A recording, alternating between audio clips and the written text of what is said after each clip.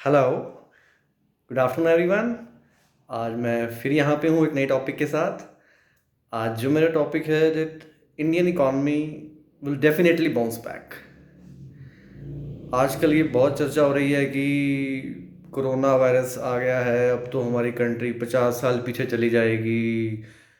It's a crisis like 1991 crisis, ये सी बातें होने लगी हैं। इवन कहा जा रहा है कि it's like great depression which was occurred in 1929 to 1933, कि इतना बड़ा क्राइसिस हो जाएगा जिसमें 9,000 बैंक डूब गए थे। ऐसा ही कुछ वर्ल्ड में होने वाला है, तो इंडिया भी इससे अछूता नहीं रहेगा, ऐसी बातें हो रही हैं।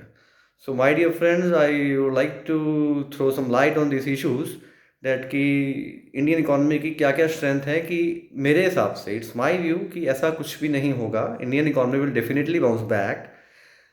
सबसे पहली चीज़ ये है कि 1991 क्राइसिस में क्या हुआ था कि हमारी जो कंट्री का गोल्ड रिजर्व था वो स्किल बहुत वो ख़त्म हो गया था ऑलमोस्ट। इट मीन्स हमारे पास सिर्फ 7 से 10 दिन का इंपोर्ट करने का सिस्टम रह गया था। सो इसी पॉइंट को मैं आज थोड़ा सा आगे बढ़ाता हूँ कि आज जो हमारी कंट्री का फॉरेक्स रिजर्व है वो अराउंड $470 बिलियन है। It's just about to 11.5 months import, मतलब हम 11.5 महीने तक बिना किसी अर्निंग के भी जो हम इम्पोर्ट कर रहे हैं ईजिली कर सकते हैं। And that time you know oil की कीमत क्या हो गई है, तो इट्स अ ब्लेसिंग हमारे इंडियन के लिए। ठीक है कि अभी हमारी कंट्री की डिमांड, हमारी कंजप्शन नहीं हो रही क्योंकि हमारे ऑलरेडी फुल रिजर्व है, but is a blessing, very very great blessing डीट हमारे को कोई इम्पोर्ट बिल नहीं पड़ रहा है इसका। सेकेंड थिंग, हमारी जो कंट्री का स्ट्रेंथ है वो ये है कि हमारा कोई अभी इतना फिजिकल डेफिसिट कोई बहुत ज़्यादा नहीं है। बहुत सारी बातें सुनने को मिलती हैं कि फिजिकल डेफिसिट हमारा बढ़ जाएगा अगर गवर्नमेंट इतना स्पेंड करेगी, ये तो बहुत ख़राब हो गया।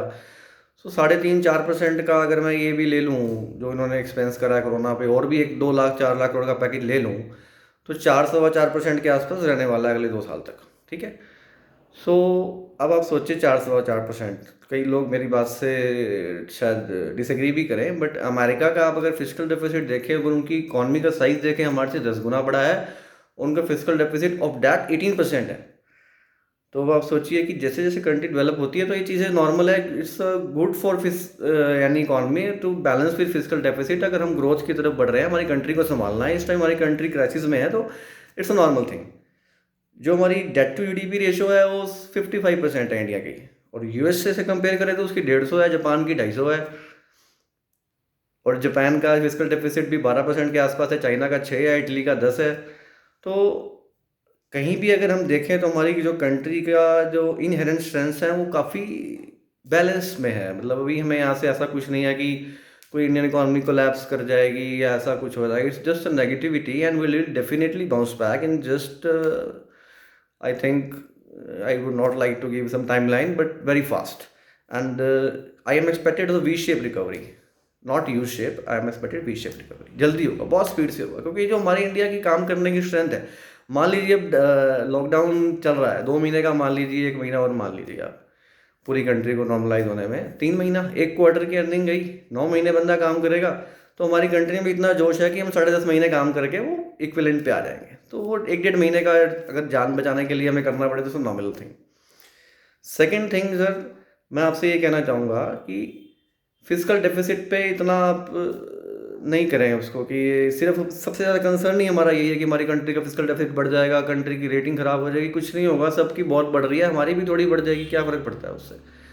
सेकेंड थिंग, हमारी कंट्री को जो बेसिक स्ट्रेंथ है वो क्या है कि हमारी इकॉनमी को ज़्यादा फ़र्क क्यों नहीं पड़ेगा, क्योंकि एग्रीकल्चर पे ज़्यादा डिपेंड है। तो एग्रीकल्चर को इस लॉकडाउन से कोई ज़्यादा फ़र्क नहीं पड़ने वाला है, और सर्विस इंडस्ट्री का काफ़ी कंपोनेंट है उसमें। तो सर्विस इंडस्ट्री भी मोर और लेस फंक्शनल ही है। आप देखिए banking, IT sector, BPO sector सब चल रहा है। तो 60-70% हमारा जो कंपोनेंट है वो मोर और लेस ठीक ही है। तो इस लॉकडाउन का हमारे को जान बचाने के लिए अगर थोड़ा सा 1.5-2 महीने की अर्निंग सेक्रीफाइस करनी पड़ती है, तो हम we are ready for it and we will definitely bounce back. अगर आप 4 महीने पहले का अगर आप वुहान देखें चाइना, और आज का देखें, तो वहाँ पे सब कुछ नॉर्मलाइज हो रहा है। ऐसे हमारे यहाँ भी 4 महीने 6 महीने बाद बॉम्बे आप देखेंगे, दिल्ली देखेंगे, इट विल गेट नॉर्मलाइज। तो ये कुछ भी परमानेंट नहीं है, इट शिल टू पास। ठीक है, अभी नेगेटिविटी बहुत है कि ये हो जाएगा, बट ऐसा कुछ नहीं होता। बहुत सारे क्राइसिस आए थे 1999 में, जो महामारी आई थी उसमें 5 करोड़ लोग मरे थे, और तब हमारे पास कुछ टेक्नोलॉजी नहीं थी, कुछ एडवांसमेंट नहीं थे। उसके बाद भी दुनिया ने अच्छे से बाउंस बैक करा, और दुनिया ख़त्म नहीं होने वाली, और मेरे हिसाब से ऐसा यहाँ कुछ नहीं होने वाला। बहुत जल्दी आप देखेंगे इसमें कुछ डेवलपमेंट्स इन वैक्सीन, एंटीडॉक्स, कुछ भी अच्छी खबरें आने स्टार्ट हो जाएंगी। सो इंडिया के पास बहुत स्ट्रेंथ है, उसके गोल्ड रिजर्व जो आखिर आप सबसे ज़्यादा है पूरी दुनिया में। अगर आप हाउस होल्ड को मिलाएं तो 28,000 टन है, किसी के पास भी नहीं है, यूएसए के पास भी नहीं है। हमारे पास फॉरेक्स रिजर्व ठीक है, हमारा फिजिकल डेफिसिट मैनेज है। आरबीआई के पास अभी बहुत सारे टूल्स हैं। आप देखिए इंटरेस्ट रेट उसने अभी घटाया, आज 4.40 रेपो है, तो अगर कुछ दिक्कत आती है तो 1% वो और कट कर देगा, उससे लाख ऑफ करोड़ आ जाएंगे। शेयर आज 3% है, वो 1% और काट देगा, उससे कई लाख करोड़ आ जाएंगे। SLR 21.5% है, वो उसमें कुछ कट कर देगा, उससे बैंकों की लिक्विडिटी और बढ़ जाएगी। तो यार लॉट ऑफ टूल्स कि हम अपने को इस क्राइसिस को मैनेज कर लेंगे।